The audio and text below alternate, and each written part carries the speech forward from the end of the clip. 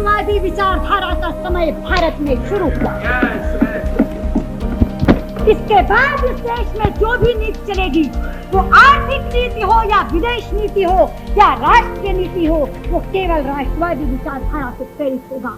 भारत की संसद से लेकर संयुक्त राष्ट्र जिनके वक्तव्य कौशल का साक्षी है, जिनके शब्द विरोधियों के हर तर्क को विराम देते थे, किसी भी राजनीतिक दल की पहली महिला प्रवक्ता, दिल्ली की पहली महिला मुख्यमंत्री सुषमा स्वराज जी को आज पूरा देश याद कर रहा है। युवावस्था से ही योग्यता और सुषमा जी एक दूसरे के पर्याय थे। मात्र 25 वर्ष की आयु में सुषमा जी न केवल विधायक का चुनाव जीती, बल्कि हरियाणा सरकार में मंत्री बनकर देश की सबसे कम उम्र की कैबिनेट मंत्री होने का गौरव भी हासिल किया। 1980 में भारतीय जनता पार्टी का गठन हुआ और सुषमा जी अंबाला से पुनः चुनाव जीतकर राज्य सरकार में शिक्षा मंत्री बनी।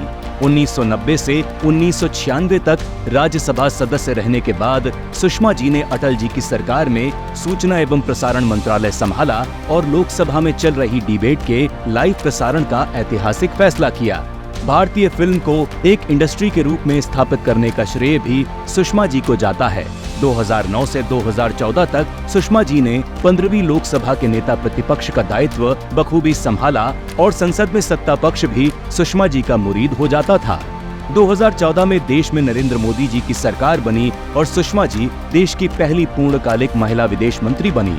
विदेश मंत्री रहते हुए सुषमा जी ने कईयों बार सिर्फ एक मैसेज पर पूरी दुनिया में न सिर्फ भारतीयों की मदद की, बल्कि दूसरे देशों के नागरिकों को भी मुसीबत से बाहर निकाला। 2018 में जब उन्होंने संयुक्त राष्ट्र को परिवार के सिद्धांत से जोड़ा तो पूरी दुनिया उनकी कायल हो गई। सुषमा जी, जिनकी संस्कृत से विद्वान भी आश्चर्यचकित रह जाते थे, जिन्होंने देश की हर नीति से राष्ट्रवाद को जोड़ा और अपना पूरा जीवन देश और देशवासियों के लिए समर्पित कर दिया। आने वाली पीढ़ियां सुषमा जी के अद्भुत व्यक्तित्व और देश के लिए उनके योगदान को कभी नहीं भूल पाएंगी। मेरे देश की संस्कृति पूरी वसुधा के लोगों के सुखों की कामना करने वाली संस्कृति है। हम वसुधैव कुटुंबकम कहते हैं, जिसका अर्थ है पूरा विश्व एक परिवार है।